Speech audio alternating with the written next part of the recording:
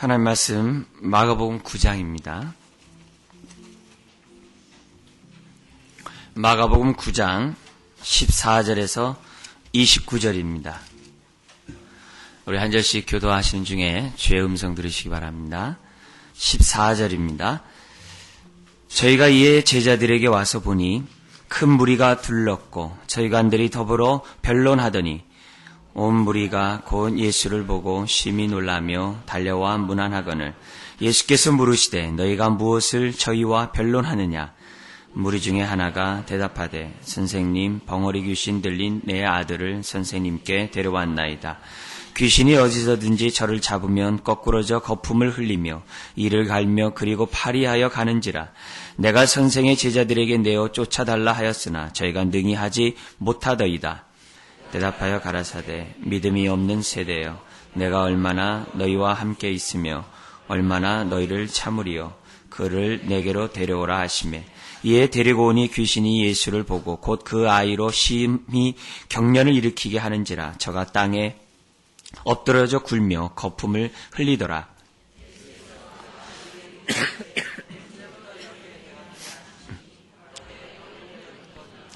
귀신이 저를 죽이려고 불과 물에 자주 던졌나이다. 그러나 무엇을 하실 수 있거든 우리를 불쌍히 여기사 도와 주옵소서.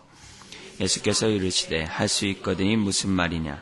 믿는 자에게는 능치 못할 일이 없느니라 하시니 곧 그 아이의 아비가 소리를 질러 가로되 내가 믿나이다. 나의 믿음 없는 것을 도와주소서 하더라.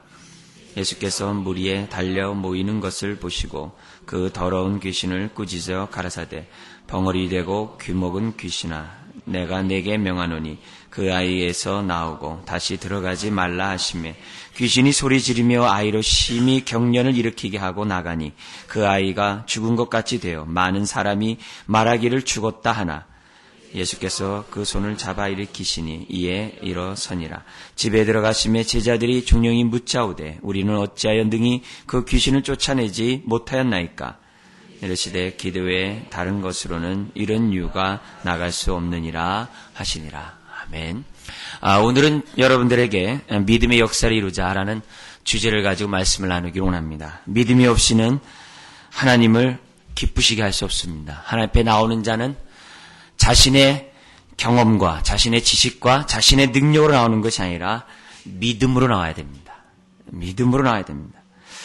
여러분, 믿음은 언제나 현재 진행형인 것을 아셔야 됩니다. 과거의 화려한 믿음, 지금 소용이 없으면, 지금 유익이 없으면, 지금 갖고 있지 않으면 아무런 소용이 없습니다. 아무리 과거에 찬란한 믿음을 갖고 있다 할지라도 지금 역사를 일으키지 않으면 소용이 없습니다. 오히려 영적 교만에 빠져서 오히려 걸림돌이 되는 신앙생활을 하게 될 것입니다. 그러나 설령 과거의 나의 믿음이 미약하고 연약하고 보잘것없고 아무런 역사를 일으키지 못했던 믿음이라 할지라도 지금 온전한 믿음이 있으면 좋습니다. 그것은 하나님이 기뻐하는 겁니다.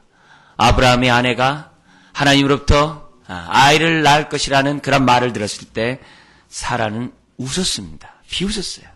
어떻게 이 나이에 아이를 낳을 수 있겠느냐 비웃었어요.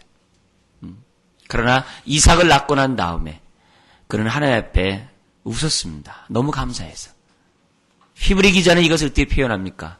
사라가 잉태하여 출산하는 것을 뭐라고 표현하고 있냐면 믿음으로 사라는 잉태했다 그래요. 성경에 과거에는 의심했지만 잉태한 걸 보고서 믿음 가졌다 이렇게 얘기하지 않아요. 과거에 의심하고 회의하고 연약했던 그것이 그리 중요하지 않습니다. 오늘 지금 내가 어떠한 믿음을 갖고 있느냐 그게 중요해요. 믿음은 언제나 자라가야만 합니다. 현재 머물고 안주하는 것은 믿음이 아니에요. 믿음의 속성상 믿음은 자라가게 되어 있습니다.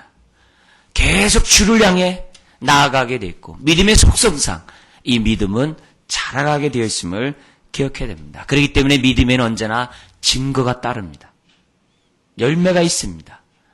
남들이 볼 수 있고 인식할 수 있는 열매가 반드시 있습니다. 자라가기에 증거는 나타나기 마련입니다. 그렇다고 믿음이 저절로 자라는 것이 아니죠. 세월 가듯 나이 먹듯이 믿음은 저절로 자라는 것이 아니에요. 믿음이 자라가기 위해서는 믿음 앞에 우리가 순응해야 돼요. 믿음의 속성 앞에 우리의 삶을 맡겨야 돼요. 그래서 믿음이 자라가기 위해서는 우리의 책임과 우리의 삶의 결단이 있어야만 한다는 것이죠. 자라가고자 해야 되고 쓰임받고자 해야 되고 하나님의 말씀 앞에 순종하고자 할 때 우리의 믿음은 자라갈 수가 있습니다. 우리가 예수님 믿기 전에 우리의 믿음은 선물로 주어졌어요. 은혜로 주어졌어요. 그러나 구원 그 이후에 우리의 믿음은 우리가 자라가고자 헌신해야 돼요. 물론 은혜 안에서 자라가야 되죠. 그러나 기본적으로 우리들의 마음에 의지가 있어야 됩니다. 우리의 소원이 있어야 돼요. 자라가고자 하는 열망이 있어야 됩니다. 그럴 때 우리의 믿음은 자라갈 수 있어요. 만약에 우리가 믿음 가운데 자라가지 못한다고 한다면 우린 주님으로부터 어찌하여 두려워하면 무서워하느냐 믿음이 적은 자들아 라는 말을 들을 수밖에 없어요. 주님의 제자들이 왜 믿음이 적느냐는 말을 주님부터 들어야 됩니까? 그들이 자라가지 않았기 때문에 그들이 갖고 있는 그 믿음 앞에 그 삶을 드리지 않았기 때문에 제자들은 믿음의 정체를 가져왔고 두려운 일이 오면 두려워하게 되고 무서운 일이 오면 무서워할 수밖에 없었다는 거죠. 오히려 우리는 주님으로부터 내가 이만한 믿음을 본 적이 없다라는 그런 말을 드려야 됩니다. 오늘 본문에서도 보면 19절에 믿음이 없는 세대여 내가 얼마나 너희와 함께 있으며 얼마나 너희를 참으리요. 믿음이 없는 세대요. 우리는 이 음성을 오늘 우리는 똑똑히 들어야 됩니다.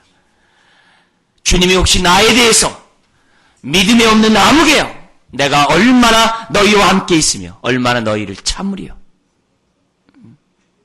이 말씀이 오늘 나에게 들려지길 바라요. 나에게 들려지길 바라요. 그럴 때 우리는 믿음에서 우리는 어떻게 돼요? 갇혀있는 믿음에서 깨어날 수 있고 우리의 믿음은 정체에서 벗어나 자라갈 수 있고 믿음의 역사를 나타낼 수가 있는 것입니다. 믿음이 없는 세대여 내가 얼마나 너희와 함께 있으려 얼마나 너희를 참으리요. 정말 우리는 곰곰이 생각해 봐야 돼요. 이 말씀 앞에 내가 과연 자유로울 수 있는가? 이 말씀 앞에 내가 정말 떳떳할 수 있는가? 우리의 모습들을 봐야만 합니다. 하나님 우리에게 은혜를 주시고 믿음을 주시고 구원을 주실 뿐만 아니라 우리에게 사명을 맡기셨는데 그 사명을 이룰 수 있는 그 믿음이 나에게 있는가? 정말 나를 통해 나타난 믿음의 역사는 무엇인가? 우리는 하나님 앞에 떳떳하게 내놓을 수 있는 것이 무엇인가? 우리 이 시간에 우리들의 모습들을 살펴봐야만 합니다. 하나님 우리가 믿음의 역사를 이루기로 원해요. 나를 통해 믿음의 증거들이 나타나기 원해요. 많은 사람들이 나의 믿음의 모습을 보면서 주의 영광을 보기 원해요. 믿음이 있는지 없는지 자기 일에만 급급하고 바쁘고 몰두하는 그런 인생에서 우리는 벗어나야만 합니다. 오늘 성경은 우리들에게 어떻게 하면 믿음의 역사를 이루며 살아갈 수 있는가 그 원리를 우리에게 제시합니다. 원리들을 마음에 품고 우리는 믿음의 역사를 이루어야 된다 봅니다. 첫 번째 원리가 뭡니까? 29절에 있습니다. 29절에 보면 이런 말씀이 있습니다. 기도 외에는 다른 것으로는 이런 유가 나갈 수 없느니라. 이런 유가 나갈 수 없느니라.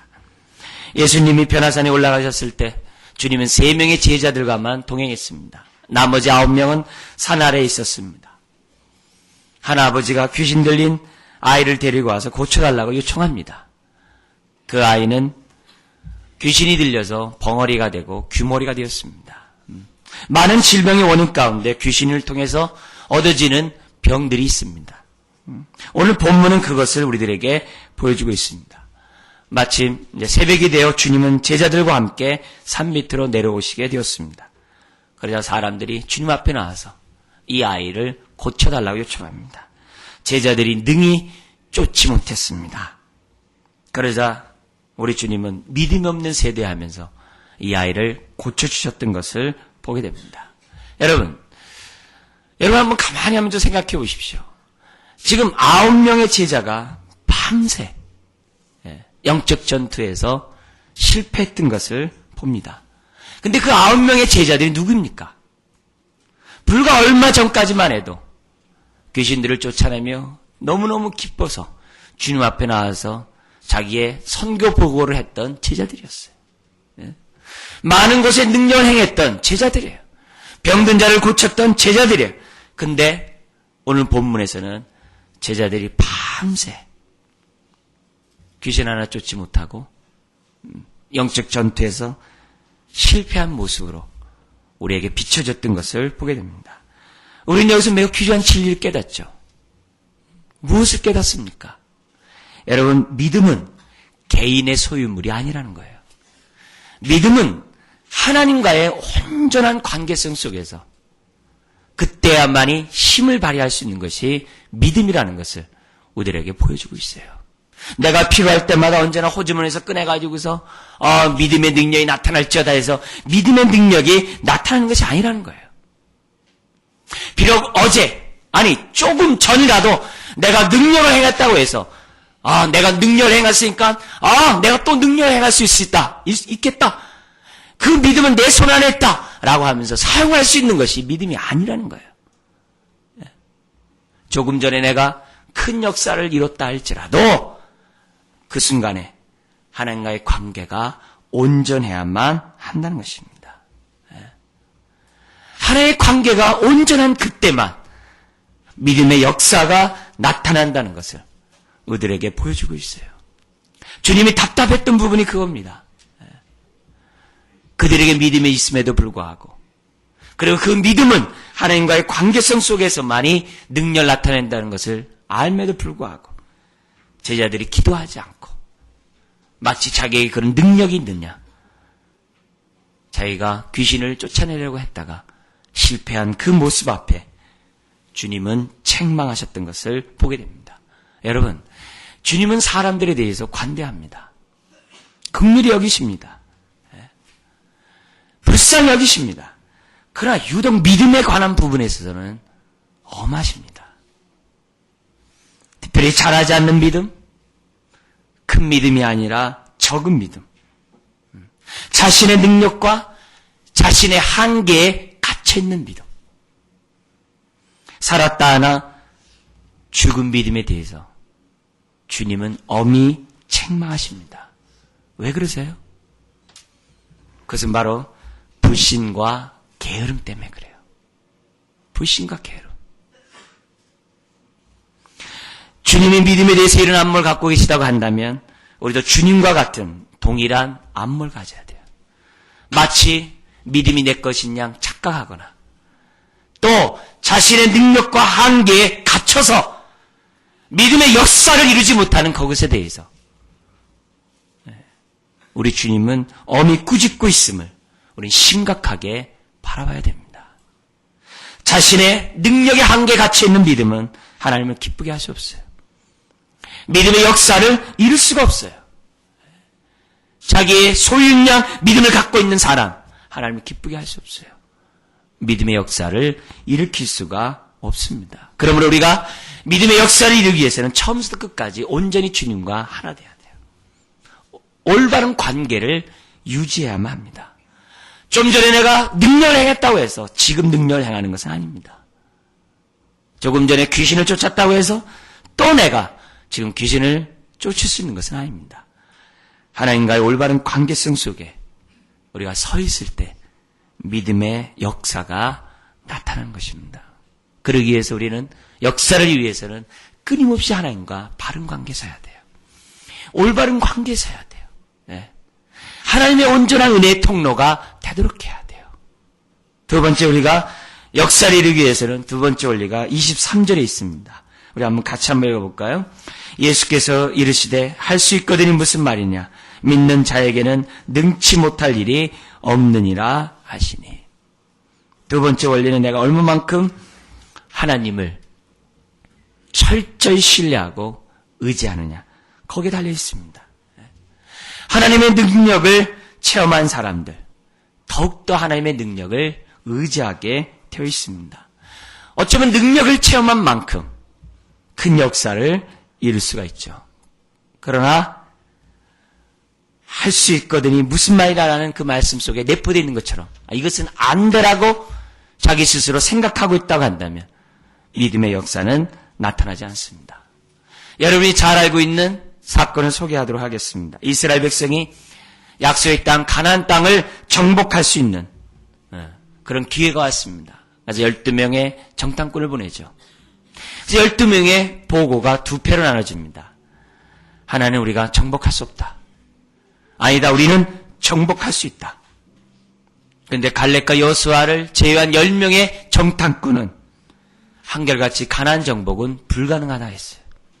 우리는 그들과 비교해 볼 때 메뚜기에 불과하다라고 자기 비약 가운데 보고를 합니다. 이것은 백성들에게 고통을 줬고 심지어 모세를 돌로 쳐 죽이려고 했고 하나님에 대해서 원망하는 결과를 야기했던 것을 보게 됩니다. 그러나 갈렙과 여호수아는 다른 정탐꾼과 다른 보고를 합니다. 맞다. 비록 그들은 강대하지만 우리는 그들 앞에 메뚜기 같은 존재가 아니다. 오히려 그들은 우리의 밥인데 그것은 다른 것이 아니라 하나님이 우리와 함께 하시기 때문이다. 하나님이 함께 하시기 때문에 우리는 능히 정복할 수 있다는 것이 갈렙과 여호수아의 얘기예요. 할 수 있거든요. 무슨 말이냐. 믿는 자에게는 능치 못함이 없다는 사실. 하나님이 함께 하시는데 못할 것이 뭐냐라는 그 믿음을 갈렙과 여호수아는 가졌다는 것입니다. 이들은 하나님의 약속을 믿었어요. 하나님이 함께 하심을 믿었어요. 가나안 땅을 주시겠다는 것을 믿었어요. 그 믿음을 그들은 갖고 있었기에 그들은 도전하고자 했다는 것이죠. 똑같은 상황에 어떻게 이렇게 다른 복을 할 수 있겠어요? 다른 것이 아닙니다. 그에게 얼마만큼 하나님을 믿는 믿음이 있느냐. 거기에 따라서 우리는 믿음의 역사를 체험하느냐 체험하지 못하나 나눠지게 됩니다. 여러분 10명의 정탐꾼 하나님 다 알았어요. 하나님 다 믿었어요. 10명의 정탐꾼이 하나님 믿지 않은 사람 아무도 없습니다. 다 믿었어요. 다 믿었어요. 그러나 그들이 갖고 있었던 믿음은 제한된 믿음이었다는 거죠. 이것은 할 수 없다라고 하는 믿음이었죠. 그건 자신의 능력이지 하나님의 능력이 아니었다는 거죠. 자기가 갖고 있었던 믿음이었기에 그들은 포기했던 것을 보게 됩니다. 하나님의 축복을 거절했던 것을 보게 됩니다. 하나님의 역사가 그 사람을 통해 나타날 그 기회를 상실해 버렸다는 것을 보여줍니다. 여러분, 이거 역시 또한 마찬가지입니다. 그들이 가나안 땅을 홍해바다를 건너서 또한 여리고 요단강을 건너서 가나안 땅에 갔어요. 10명의 정탐꾼 그 사람들은 다 죽었죠. 다음 세대가 건너갔어요. 그들은 건너갈 뿐만 아니라 여리고성을 믿음으로 돌아서 여리고성을 무너뜨렸어요. 그런데 여러분, 하나님이 그들에게 각 지파마다 나눠준 땅이 있었어요. 그런데 어느 지파는 땅을 차지했지만 어느 지파는 차지하지 못합니다. 동일하게 요단강을 건넜음에도 불구하고 그때는 여리고성을 무너뜨렸음에도 불구하고 자기에게 준 분깃의 땅을 차지하지 못한 일을 경험하게 됩니다. 왜 그래요? 끝까지 믿음은 자라가야 되고 믿음은 현재형이었음에도 불구하고 과거의 믿음에 사로잡혀 있고 과거의 능력에 사로잡혀 있고 또한 자신의 손안에 믿음이 사로잡혀 있었기 때문에 하나님의 역사를 체험하지 못했던 것을 보게 됩니다. 그러므로 우리가 하나님의 역사를 체험하기 위해서 두 번째 원리는 믿는 자에게는 능치 못함이 없음을 믿어야 됩니다. 나는 약하나 주님은 강하다. 나는 할 수 없지만 주님은 하실 수 있다. 나는 저들과 비교할 때 보잘것없지만 주님이 함께 하시면 나는 승리할 수 있다. 이 믿음. 이 믿음이 믿음의 진보를 나타내고 이 믿음이 믿음의 역사를 나타낼 수가 있는 겁니다. 세 번째 원리가 있습니다. 믿음의 역사를 경험하기 위해서는 믿음의 발걸음을 옮겨야만 합니다. 아무리 관계가 하나님과 좋고 믿는 자에게 능치 못함이 없다는 것을 믿고 있어도 발걸음을 옮기지 않으면 소용이 없습니다. 발로 밟지 않으면 그 땅은 나의 것이 되지 않습니다. 아무리 바울이 주님으로부터 너는 이방인의 사도며 로마 황제 앞에서 복음을 증거하게 될 것이라는 사명을 받았다 할지라도 바울이 순종하면서 나아가지 않으면 그 역사는 이룰 수가 없었습니다. 하나님의 약속은 무의미했을 것입니다. 비록 바울이 죽을 고비를 숱하게 겪으면서도 그가 포기하지 않고 그가 담대히 복음을 전했기에 수없이 많은 교회가 세워졌고 급기야 로마 황제 앞에서 예수를 증거할 수 있었던 것을 보게 됩니다. 여러분, 움직이지만 않으면, 발걸음을 옮기지 않으면 믿음의 역사는 나타나지 않습니다. 옮길 때 비로소 믿음의 역사는 나타납니다. 아무리 백날 기도해도 움직이지 않으면 역사가 나타나지 않습니다. 바울이 복음을 전하지 않고 감옥에 갇힐 때마다 낙망하고 좌절했다 보십시오. 어려운 일이 있을 때마다 의기소침했다고 해보십시오. 복음은 전파될 수가 없습니다. 감옥의 간수가 회개할 수 없고 자기를 호위하는 로마 군병이 회개할 수가 없었을 것입니다. 성경에 보면은 주님부터 치유받은 사건들이 많이 나옵니다. 근데 그 나온 그 사건들을 다 모아놓으면 두 가지로 나눠집니다. 치유받은 그 방법이 두 가지로 나눠지는데 두 가지 나온 내용의 그 첫 번째는 뭐냐면 내 믿음대로 될지어다입니다. 내 믿음대로 될지어다. 그래서 예를 들면 10인의 혈루증의 여인이 예수님만 잡으면 자기의 병이 나을 줄 믿고 손을 내밀어 주님을 잡았을 때, 옷가지를 잡았을 때 그 여인은 그 즉시 12년 동안 고통 가운데 있었던 그 병으로부터 자연받게 됩니다. 그때 주님이 뭐라 합니까? 네 믿음이 너를 구원했다. 내 믿음이 너를 구원했다. 백부장의 하인이 치유받았을 때도 주님이 뭐라고 하십니까? 내 믿음대로 될지어다. 그래서 하나님의 치유받는 하나의 방편이 내 믿음대로 될지어다입니다. 두 번째 또 하나의 모습이 뭐냐면은 주의 말씀에 순종함으로 취함받는 겁니다. 믿음으로 나온 사람뿐만 아니라 주님으로부터 하나님의 말씀을 받고 그대로 믿었을 때 그들이 치유받았던 것을 보게 됩니다. 예를 들면 손 마른 자에게 주님이 말합니다. 손을 내밀라. 한평생 손이 꼬부라져 있는 사람이 어떻게 손을 펼 수 있겠습니까? 그러나 주님이 손을 펴라고 했을 때 그런 순종함 때 그 손은 펴졌던 것을 보게 됩니다. 38년 동안 중풍병자 되어서 누워있었던 사람에게 말합니다. 내 상을 들고 나아가라. 내 상을 들고 나아가라. 어떻게 38년 동안 일어나지 못했던 사람이 일어날 수 있겠습니까? 그러나 주의 말씀에 순종하여 움직였을 때 38년 된 병자가 나음을 받았던 것을 봅니다. 첫 번째 내용과 두 번째 내용의 특징이 뭡니까? 둘 다의 공통점은 다른 것이 아니라 그들이 믿음을 가지고 발걸음을 옮겼다는 것입니다. 전자는 믿음을 가지고 주님 앞에 나온 것이고 후자는 믿음을 가지고 자기네들이 움직였다는 것입니다. 결국 동일한 것은 다른 것이 아니라 그들이 믿음의 발걸음을 움직였다는 것. 이것이 공통점입니다.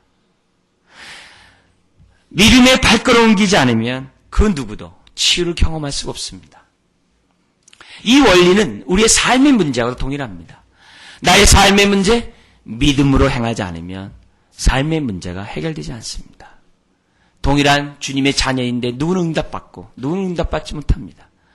동일한 하나님의 자녀인데 누구는 하나님의 영광을 보고 누구는 못 봅니다. 왜요? 믿음이 있느냐 없느냐. 어느 만큼 믿음의 발걸음을 움직였느냐 안 움직이냐. 거기에 따라서 우리는 경험할 수 있고 경험하지 못할 수 있습니다. 사랑하는 성도 여러분, 우리 한번 이 시간에 우리의 모습을 봐야 됩니다. 내가 책망을 듣는 믿음인가? 아니면 하나님의 기쁨을 정말 주는 믿음인가? 나의 믿음을 시험해 봐야만 합니다. 여러분들 얼마만큼 목표를 정해놓고 믿음을 정해놓고 성취해 보셨습니까? 남들에게 보여줄 수 있는 믿음의 역사가 얼마나 있습니까? 주님이 주 예수를 믿으라 그리하면 너와 내 집이 구원을 얻으리라 했는데 이 말씀을 붙잡고 나는 얼마나 우리 가정을 구원시켰습니까? 하나님의 이 약속을 얼마나 믿고 있으며 그 말씀이 나의 삶의 현장 속에 똑똑히 내가 경험하고 있습니까? 여러분, 한두 명 전도한 걸 갖다가 믿음의 역사라고 말할 수 없죠. 교회에 몇 명 등록하고 교회 인원이 조금 늘어나고 이렇다고 해서 그 교회가 믿음의 역사를 이루는 교회라고 말할 수 없겠죠. 정기적으로 교회에 출석하고 봉사하고 섬기는 것을 가지고 믿음의 역사를 갖고 있는 믿음의 사람이라고 말할 수 없겠죠. 믿음의 역사를 이룬다고 한다면 최소한적으로 데살로니가 교회처럼은 돼야죠. 그들은 큰 환난 속에서도 기쁨으로 하나님의 말씀을 받았다 했어요. 뿐만 아니라 자신들도 가난함에도 불구하고 예루살렘 성도들이 어렵다는 말을 들었을 때 힘에 지나도록 구제비를 내놨습니다. 그들은 그리고 바울로부터 3주밖에 교육을 받지 않았음에도 불구하고 지금의 그리스의 중북부지역 마게도냐 전 지역에 복음을 왕성하게 전파했던 것을 봅니다. 그뿐만이 아닙니다. 주변 사람들로부터 좋은 믿음의 본을 보인 사람들이 데살로니가 교인들이었어요. 3주 교육을 받고 주님으로 바울로부터 3주 교육을 받았는데 자기 스스로 자생력을 가질 뿐만 아니라 마게도냐 전 지역에 영향력을 끼치는 그런 사람, 그게 바로 믿음의 역사를 가진 거죠. 그 정도 가질 때 믿음의 역사를 가졌다고 하지, 한두 명 전도하고 내가 하나님 앞에 헌신하고 순종하고 봉사하고 이 정도 한 것 가지고 믿음의 역사를 말할 수 없겠죠. 주님 우리를 향하여 땅끝까지 이르러 주의 증인이라고 되라고 말씀했는데 내 주변 사람, 내 동네조차 증인의 역할을 하고 있지 못하고 한다면 어찌 믿음의 역사를 이룬다라고 말할 수 있겠습니까? 지역 영혼들을 위해서 교회를 세워놓으셨는데 교회가 있는지 없는지 주변 사람들이 관심조차 갖지 않는다고 한다면 어찌 그 교회가 믿음의 역사를 이루는 교회라고 말할 수 있겠습니까? 내 자신도 마찬가지입니다. 세상의 우겨싸임을 당하고 육신의 정욕과 안목이 되니까 이생의 자랑 가운데 쌓여있고 자기 일에만 몰두하고 자기 일에만 급급하고 바쁜 그런 인생을 어찌 믿음의 역사를 일으키는 사람이라고 말할 수 있겠습니까? 믿음이 없는 세대여, 내가 얼마나 너희와 함께이며 내가 얼마나 더 참으리요. 주님의 음성을 우리들은 이 시간에 들어야만 합니다. 우리는 새롭게 주님 앞에 우리의 믿음을 점검했으면 합니다. 나는 정말